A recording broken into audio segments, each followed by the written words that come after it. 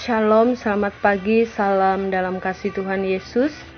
Pagi ini kita patut bersyukur kepada Tuhan, karenanya lah kita dapat dibangunkan dengan napas kehidupan, kesehatan dan kekuatan yang baru dari Tuhan. Untuk melengkapi rasa syukur kita bersama akan membaca dan merenungkan firman Tuhan sesuai dengan Almanak Nas Gereja Kalimantan Evangelis yang diambil dari 1 Yohanes pasal yang ketiga ayat yang ke-11 sampai dengan ayat yang ke-18. Namun sebelumnya mari kita berdoa. Allah Bapa kami yang bertata di dalam kerajaan surga, betapa mulianya Engkau ya Tuhan, betapa sucinya Engkau, betapa kudusnya Engkau, dan betapa baiknya Engkau dalam hidup kami. Pada pagi yang indah ini, biarlah pengagungan kami daripada Allah berkenan dan layak di hadapan Tuhan, bahkan segenap rencana hidup kami berkenan bagi Allah. Pakailah hamba-Mu pada saat ini untuk berbicara seturut maksud-Mu Bapa. Nyatakanlah kuasa-Mu bagi kami, dan biarlah pemberitaan firman kami pada saat pagi ini menjadi pemberitaan firman yang berkenan dan diberkati oleh Tuhan. Pimpin dan kuasai kami dengan terang Roh Kudus-Mu, sehingga akal, budi, dan hati kami hanya tertuju kepada Tuhan untuk selama-lamanya. Amin. 1 Yohanes pasal yang ketiga ayat yang ke-11 sampai dengan ayat yang ke-18 di bawah judul perikop kasih terhadap saudara sebagai tanda hidup baru. Demikian bunyinya. Sebab inilah berita yang telah kamu dengar dari mulanya, yaitu bahwa kita harus saling mengasihi. Bukan seperti Kain yang berasal dari si jahat dan yang membunuh adiknya. Dan apakah sebabnya ia membunuhnya? Sebab segala perbuatannya jahat dan perbuatan adiknya benar. Janganlah kamu heran, saudara-saudara, apabila dunia membenci kamu. Kita tahu bahwa kita sudah berpindah dari dalam maut ke dalam hidup, yaitu karena kita mengasihi saudara kita. Barang siapa tidak mengasihi, ia tetap di dalam maut. Setiap orang yang membenci saudaranya adalah seorang pembunuh manusia. Dan kamu tahu bahwa tidak ada seorang pembunuh yang tetap memiliki hidup yang kekal di dalam dirinya. Demikianlah kita ketahui kasih Kristus, yaitu bahwa Ia telah menyerahkan nyawanya untuk kita. Jadi kita pun wajib menyerahkan nyawa kita untuk saudara-saudara kita. Barang siapa mempunyai harta duniawi dan melihat saudaranya menderita kekurangan, tetapi menutup pintu hatinya terhadap saudaranya itu, bagaimanakah kasih Allah dapat tetap di dalam dirinya? Anak-anakku, marilah kita mengasihi bukan dengan perkataan atau dengan lidah, tetapi dengan perbuatan dan dalam kebenaran. Amin untuk pembacaan firman Tuhan. Yang berbahagia ialah mereka yang mendengarkan firman-Nya dan melakukannya dalam kehidupannya hari tiap hari. Bapak, Ibu, Saudara sidang jemaat di mana saja berada, kita tentu sudah akrab dengan kalimat "Aku mengasihimu" atau kerap mengucapkan dua kata ini kepada orang yang kita kasihi. Tetapi sayangnya, di zaman sekarang ini makna kata "aku mengasihimu" seolah-olah hilang dan hanya dijadikan sebagai sapaan belaka. Banyak orang yang sebenarnya tidak mengetahui arti dan tanggung jawab yang dikandung di dalam kata "aku mengasihimu". Namun, dalam firman Tuhan kita pada hari ini, khususnya dalam ayat yang ke-18, berkata, "Anak-anakku, marilah kita mengasihi bukan dengan perkataan atau dengan lidah, tetapi dengan perbuatan dan dalam kebenaran." Nah, dari ayat ini artinya kita diingatkan untuk tidak sekedar menjadi orang yang pasif mengucapkan kata tanpa disertai dengan tindakan atau perbuatan. Tetapi di dalam kehidupan ada banyak orang yang membutuhkan sentuhan kasih.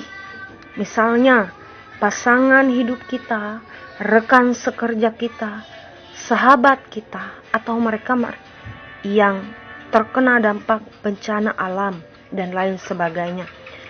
Memang kita sering mengatakan kasih, namun dalam prakteknya kita enggan untuk mewujudkan kasih itu dengan tindakan nyata kita.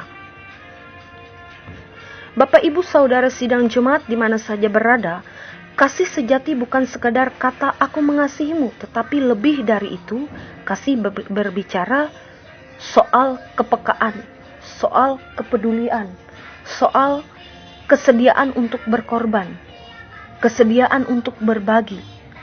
Sehingga kasih kita terlihat dari cara kita bertindak kepada orang yang kita kasihi. Untuk itu, sebagai orang Kristen yang sudah menerima kasih yang sejati dari Kristus, maukah kita menabur kasih yang nyata itu kepada orang lain yang ada di sekitar kita?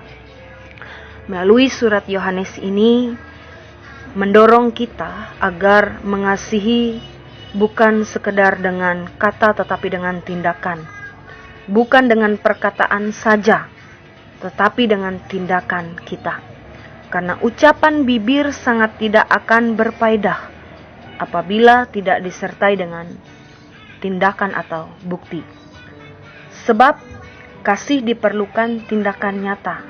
Kasih diperlukan dengan tindakan kerelaan untuk kita berkorban. Karena itu sangat penting sekali bagi kita orang percaya untuk memahami betapa besar kasih Tuhan kepada kita. Pertanyaannya, mengapa kita harus mengasihi dengan tindakan? Karena Bapa mengasihi kita juga melalui tindakan nyata, yaitu dengan menyerahkan nyawanya untuk kita. Firman-Nya dengan tegas hari ini menuntun kita untuk mengasihi orang lain dengan perbuatan dan tindakan nyata, bukan dengan perkataan atau ucapan saja. Wujud sederhana mengasihi dalam tindakan adalah ketika kita melihat orang lain yang ada di sekitar kita, yang ada di sekeliling kita dalam kekurangan, sedang menghadapi masalah. Dari itulah kita dituntut dan diminta agar hati kita tergerak untuk memberikan bantuan. Bantuan itu baik secara moral maupun material. Amin untuk firman Tuhan. Jemaat Tuhan yang terkasih dan dikasihi oleh Tuhan, mari bersama kita bersatu hati dalam doa, kita berdoa. Tuhan, kami berterima kasih kepadamu atas hari yang baru yang Engkau sediakan bagi kami sekalian, umat-Mu di tengah-tengah dunia ini. Biarlah di hari yang baru ini Engkau memberikan kami iman yang hidup, harapan yang kuat, bahkan cinta yang tulus. Bahkan jadikan segala perkataan dan perbuatan kami sepanjang hari ini menyenangkan hati Tuhan. Berkati keluarga dan semua orang yang ada di sekeliling kami. Jadikan kehidupan kami sebagai saksi hidup yang penuh kasih, seperti Yesus Kristus yang mengasihi semua orang. Terima kasih Bapa Surgawi, kami datang menghadap Engkau, menaikkan doa syukur dan syafaat kami. Kami bersyukur atas firman yang telah Engkau berikan bagi kami. Kami bersyukur atas kebenaran firman yang telah Engkau taburkan bagi kami. Biarlah kebenaran firman-Mu akan menjadi pondasi yang kuat dan kokoh dalam hidup kami, dan firman-Mu akan menjadi penuntun jalan langkah kehidupan kami di tengah-tengah dunia yang fana ini. Secara khusus kami berdoa dan menyerahkan kehidupan jemaat-Mu yang ada di lingkungan gereja Eleuteria. Tuhan, kami adalah jemaat-Mu yang kadang memiliki kelemahan dan tak berdaya dalam menghadapi setiap situasi dan peristiwa dalam kehidupan kami. Tapi kami percaya ketika firman-Mu terus ditaburkan bagi kami akan dikuatkan, kami akan dimampukan oleh kasih-Mu. Demikian pun dalam kehidupan berjemaat, bahkan dalam kehidupan jemaat-Mu yang ada di lingkungan gereja Eleuteria, bahwa dalam berjemaat kami memiliki pengalaman dan cerita hidup dengan keadaan kami masing-masing. Namun kami yakin dan percaya perbedaan dalam berjemaat tidak menghalangkan kami untuk menyembah Engkau, karena kami mempunyai kasih dan dipersatukan oleh kasih setia Tuhan. Saat ini pun Tuhan, kami menyadari bahwa keindahan hidup yang kami jalani bersama dengan jemaat-Mu di lingkungan gereja Eleuteria dan yang kami alami sepanjang hari yang boleh kami lewati tidak diukur pada berapa banyak kata-kata bahkan senyum yang bisa kami berikan ketika ada hal-hal menyenangkan dalam hidup kami.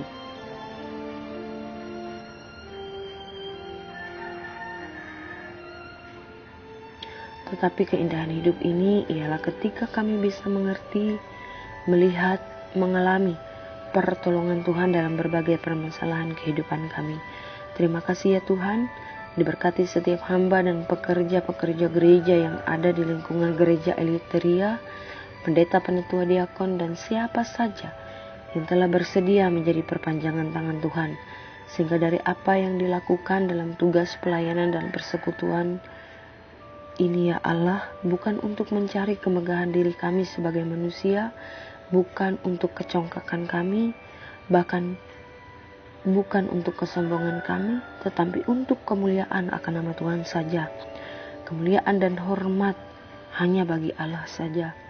Biarkan hamba dan pelayan-Mu yang ada di lingkungan gereja Eleuteria dapat melakukan tugas pelayanan dengan sukacita dan rendah hati, karena kami tahu ketika Tuhan mempercayakan sebuah tanggung jawab itu bagi mereka, biarlah mereka melakukannya dengan sukacita dan biarlah kehidupan mereka semakin Tuhan berkati dan Tuhan pakai.